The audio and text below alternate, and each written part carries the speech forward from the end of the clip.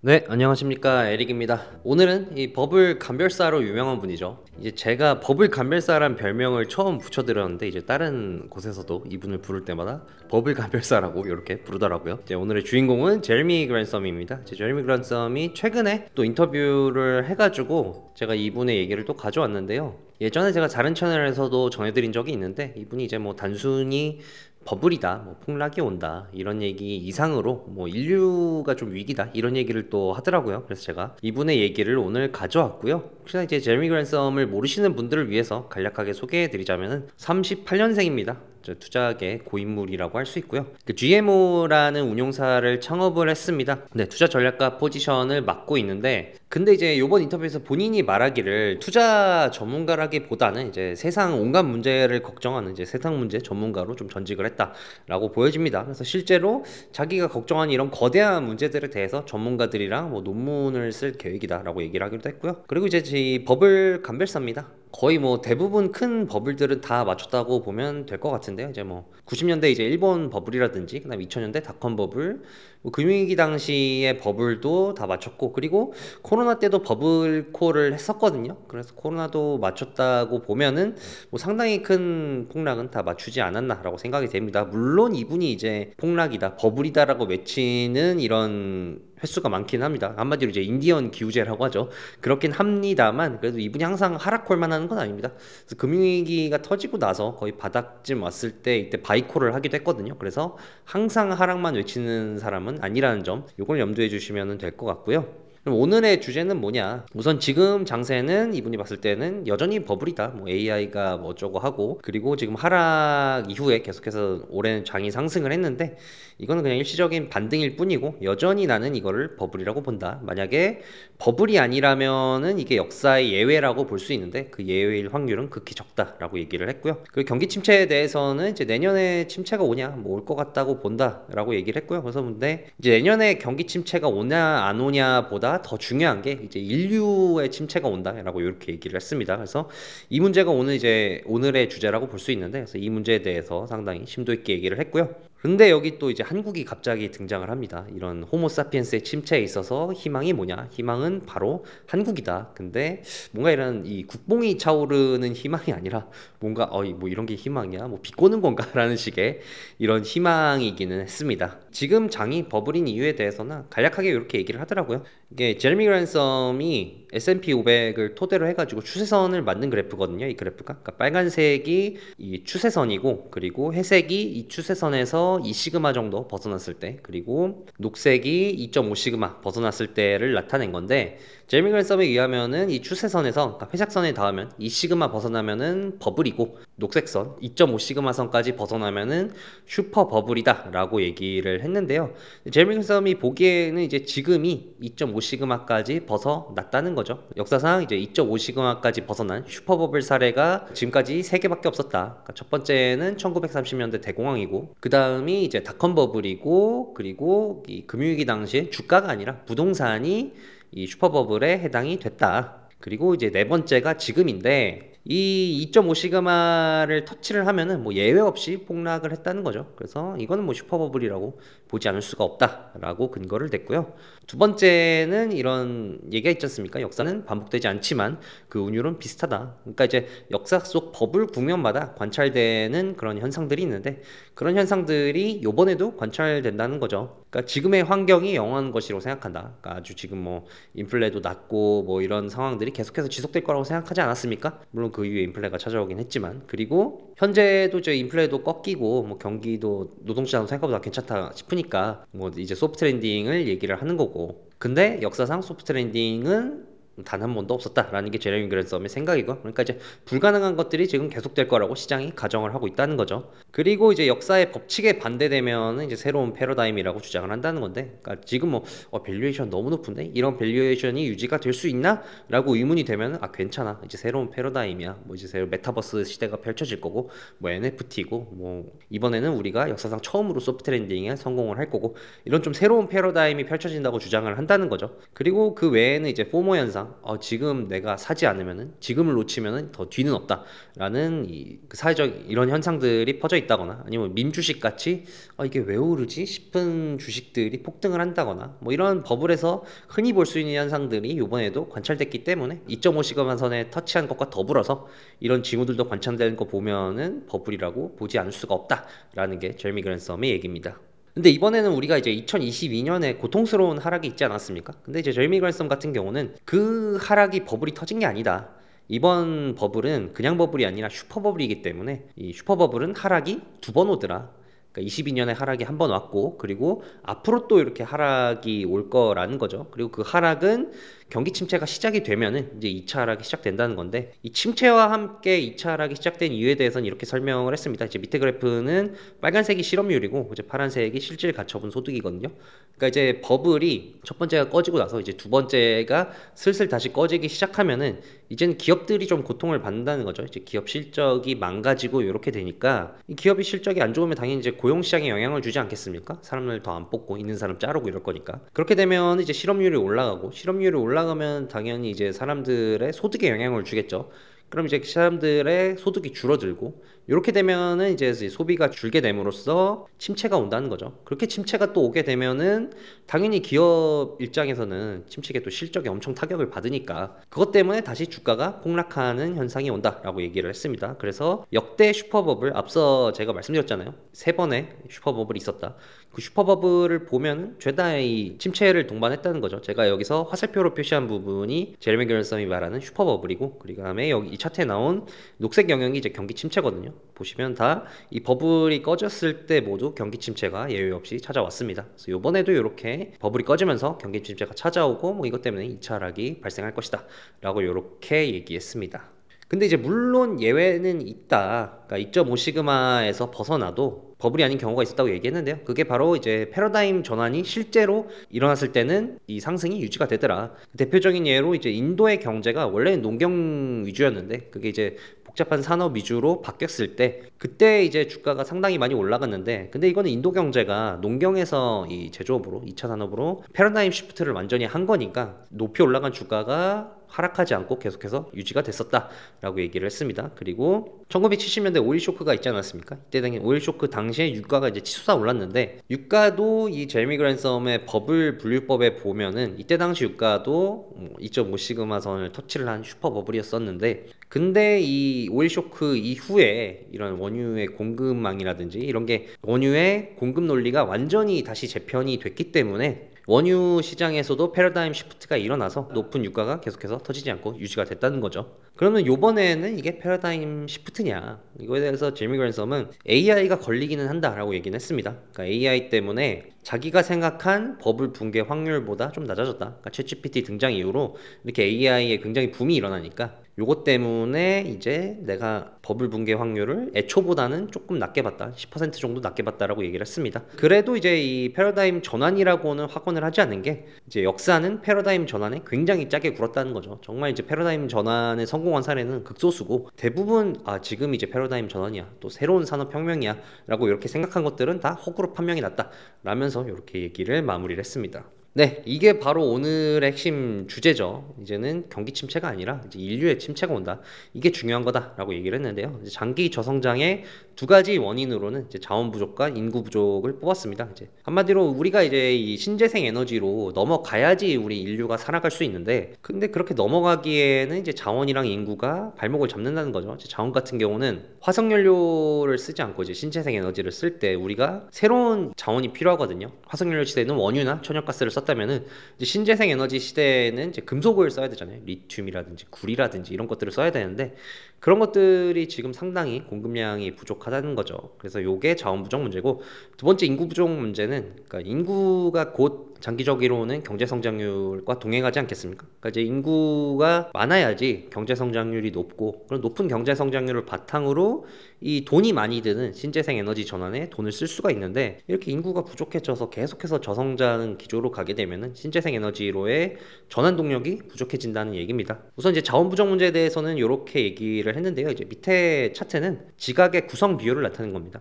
그러니까 지구의 지각에 가장 많이 비율을 차지하고 있는 게 산소고, 그 다음에 실리콘이고, 그 다음에 알루미늄, 철 이런 순서로 나와 있는데요. 근데 우리가 이 신재생 에너지 전환에 필요한 금속들은 따로 있지 않습니까? 리튬, 구리, 니켈 이런 것들이 있는데 이런 거는 지각 구성 비율의 1%도 안 된다는 거죠. 그래서 상당히 구성 비로 봤을 때도 양이 적고 그럼 뭐 1%밖에 안 돼도 우리가 이 신재생 에너지로 전환할 때 원하는 수요량보다는 많으면 되는 거 아니냐라고 얘기를 할 수가 있는데 제레미 그랜섬이 말하기에는 우리가 신재생 에너지로 전환할 때 필요한 그런 양보다도 지금 절대적으로 부족하다는 겁니다. 그래서 지금 우리 이 자원 문제가 신재생 에너지로 넘어가는데 발목을 잡고 있는 게 첫 번째 문제다라고 얘기를 했고요.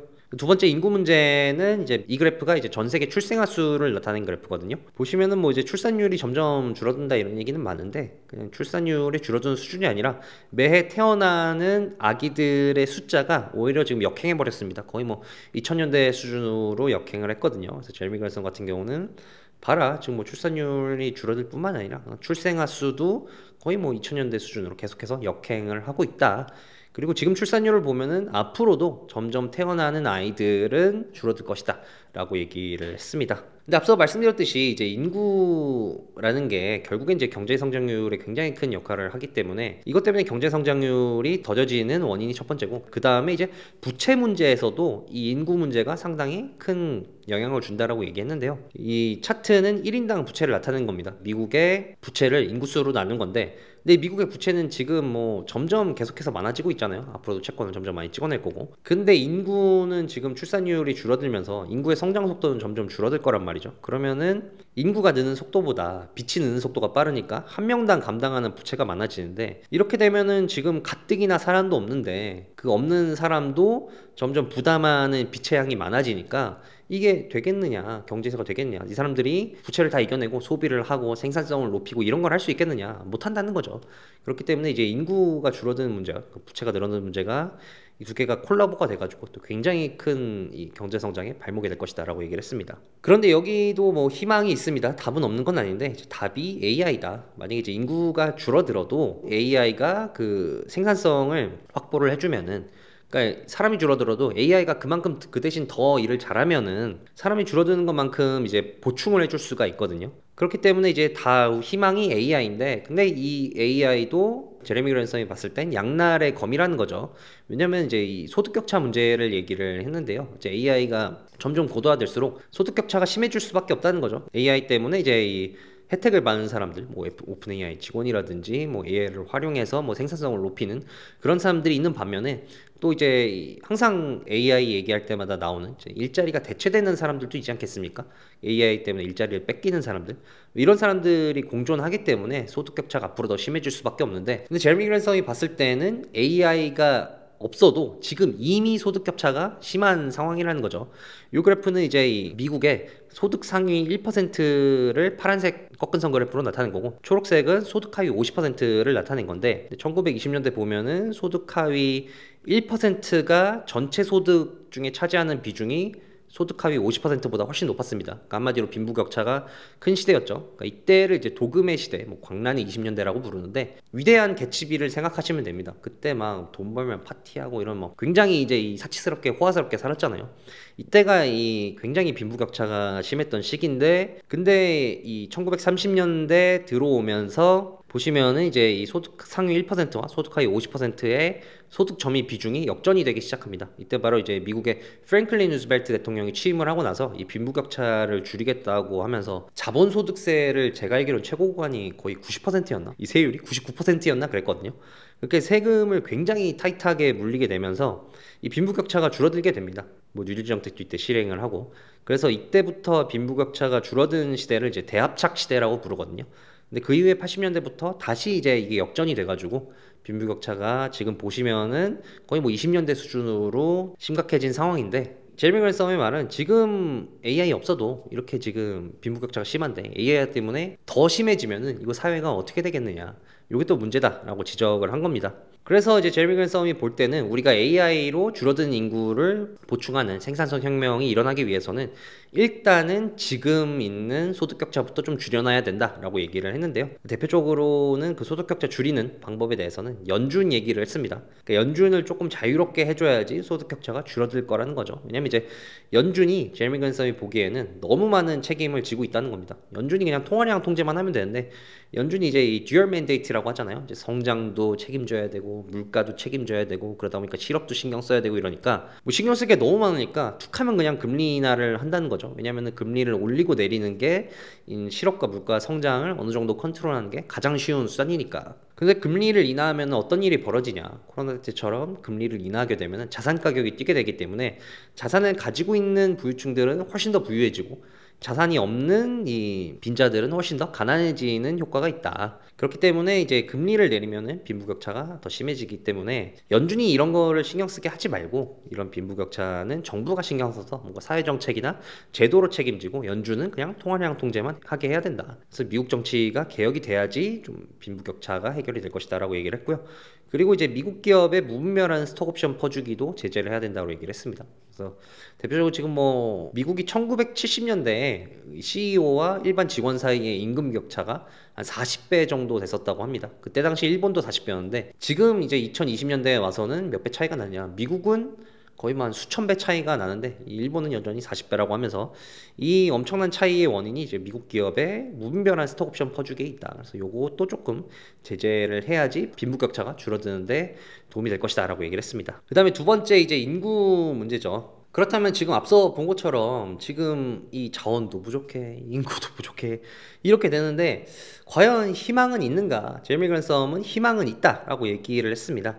그러니까 이제 AI가 줄어드는 인구의 생산성을 보충해 줄 수 있다는 전제 하에 희망은 바로 인구가 줄어드는 게 희망이다라고 얘기를 했는데요. 지금 이 그래프는 소득 수준별 에너지 소비량을 나타낸 그래프입니다. 이 그래프에서 가장 주목할 점이 이제 소득이 많을수록 에너지 소비량이 많다는 건데 그렇게 되면 이제 아까 앞서 봤듯이 자원이 부족해서 우리가 신재생 에너지를 많이 생산 못할 것 같으니까 그러면 이제 수요량을 줄여야 되지 않겠습니까? 그러니까 수요량이 줄려면은 인구가 줄어야 되는데 인구가 줄려면은 에너지를 가장 많이 쓰는 그러니까 고소득자들이 좀 줄어드는 게 효과가 있겠죠. 그래서 제레미 그랜섬이 봤을 때는 이 선진국의 인구가 줄어들어야지 인류에 희망이 있다라고 얘기를 했는데요. 여기서 이제 한국이 희망이라고 나오는 겁니다. 그러니까 이제 선진국 현재 출산율들이 다 낮아지고 있는데 지금 극단적인 이 선진국 인구 축소의 예시를 보여주는 게 한국이다. 한국의 출산율이 0.8이다라고 얘기를 했는데 지금은 0.68이죠. 제레미 그랜섬이 업데이트가 좀 늦었고요.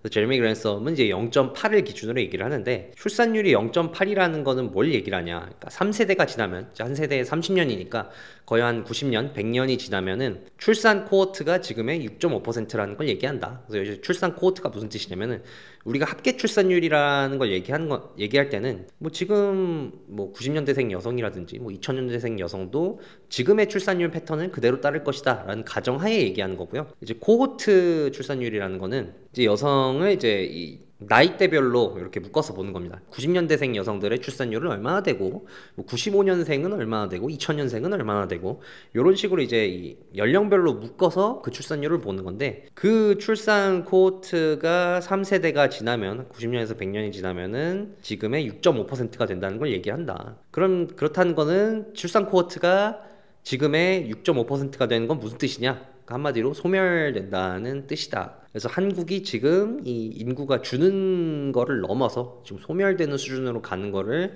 극단적으로 보여주고 있고 제레미 그랜섬은 오히려 지구 전체적으로 봤을 때는 이게 아까 말했듯이 희망이다. 왜냐면 인구가 지금 너무 많다는 거죠. 지금 지구의 캐파로 봤을 때는 20억 명 정도가 수용 가능한 수준이고 지금 인간이 지구의 공간을 너무 많이 쓰고 있다. 지구의 50%는 다른 생물들한테 양보를 하고 나머지 50%는 이제 줄어든 인간들이 써야 된다라고 이렇게 얘기를 했습니다. 이거는 뭐 위대한 생물학자인 에드워드 윌슨도 이런 얘기를 했죠. 절반을 생물한테 양보를 해라. 제레미 그랜섬도 이런 얘기를 했고요. 그래서 뭐 또 이런 무서운 얘기도 하더라고요. 그래서 나한테 만약 지금 소원을 들어주는 마법 지팡이가 있다면은 인구를 10억 명으로 줄어들게 하는 거를 소원을 빌 것이다 라고 이렇게까지 얘기를 했습니다. 그럼 지금 이렇게 인구가 줄어드는 원인이 뭐냐? 그래서 제레미 그랜섬은 두 가지를 제시를 했는데 첫 번째는 남녀의 무관심을 얘기를 했습니다. 그러니까 이제 제레미 그랜섬이 볼 때는 서구 사회도 그렇고 뭐 아시아도 그렇고 서로 너무 남녀가 점점 무관심해지고 있다는 거죠. 특히 선진국일수록. 그래서 이제 요 그래프는 인구보건복지협회에서 이 청년들을 대상으로 이제 여론 조사를 한 그래프거든요. 그래서 지금 연애를 하는 청년들은 전체 청년 중에 한 35% 정도밖에 안 되고, 나머지는 이제 연애를 현재는 안 하고 있다라고 얘기를 했는데, 그러면 이제 연애를 안 하는 이유에 대해서는 어떻게 얘기했냐? 70%가 자유의지라고 얘기를 했습니다. 그러니까 내가 뭐 연애를 하고 싶은데 못해서 안 하는 게 아니라 그냥 안 하는 걸 내가 선택을 했다는 거죠. 제레미 간슨 같은 경우는 이제 남자들은 게임에 열중을 하고 여자들은 여자들끼리 노는데 더 재미를 느끼기 때문에 뭐 선진국에서 점점 남녀가 서로 무관심해지고 있는 것 같다라고 이렇게 봤습니다.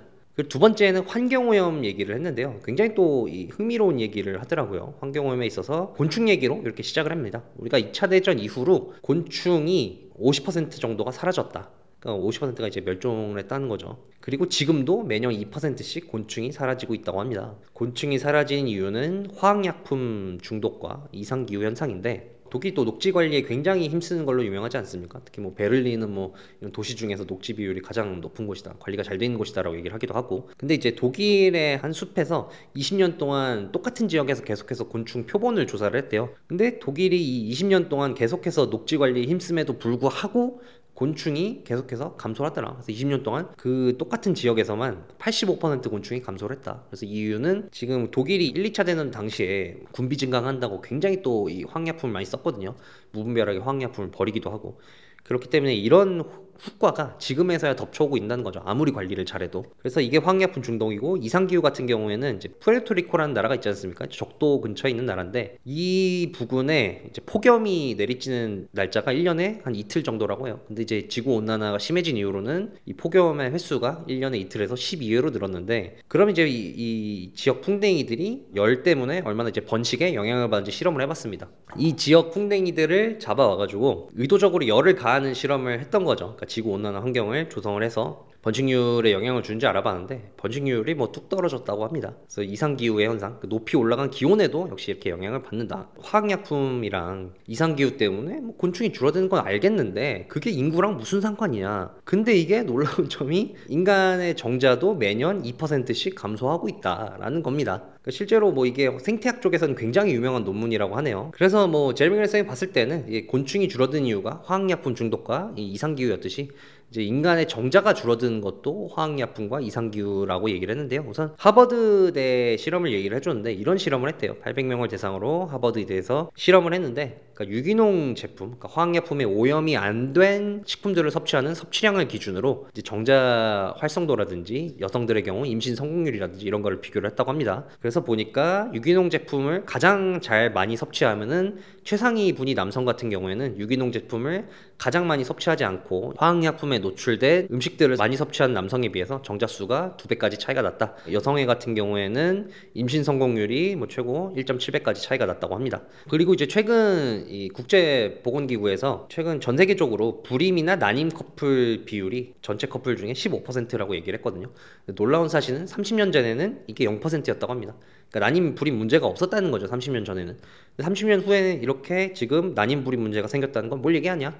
화학약품 오염 문제도 심해지고 30년 동안 기후도 많이 올라오고 이런 것 때문에 인간도 타격을 받고 있다는 거죠. 근데 또 놀라운 거는 이제 인간뿐만이 아니라 다른 생물들, 그리고 특히 우리와 함께 생각하는 반려동물, 뭐 개나 고양이 같은 경우도 계속해서 매년 정자가 2%씩 줄어들고 있다고 합니다. 그래서 이런 거를 전체적으로 봤을 때 지금 잘못하면은 우리가 6번째 대멸종으로 갈 수가 있다라고 경고를 했는데, 뭐 이런 유사한 경고는 이 사진에 나온 이 위대한 생물학자죠. 에드워드 윌슨도 이런 경고를 했습니다. 지금 우리가 지구 역사상 대멸종이 5번 있었거든요. 그래서 마지막 5번째가 우리가 모두 아는 그 공룡 멸종이 5번째인데, 지금이 6번째일 수도 있다. 왜냐면 지금 이제 생물들의 다양성이 너무 급격히 줄어들다 보니까 이 다양성이 줄어들어서 전체 생물들이 멸종을 하는 그런 위험으로 갈 수 있다라고 이렇게 에드워드 윌슨 같은 경고를 날렸습니다. 그리고 마지막으로는 지금 우리 인류의 역시 이런 걸 봤을 때 가장 중요한 도전은 바로 ESG다. 그러니까 환경을 다시 살리는 거다라고 얘기를 했습니다. 그래서 지금 현재 이산화탄소 농도가 420 ppm인데 지금 우리가 뭐 최선을 다해서 환경을 지킨다고 했을 때 그때 가능한 이산화탄소 농도가 550ppm이라고 합니다. 근데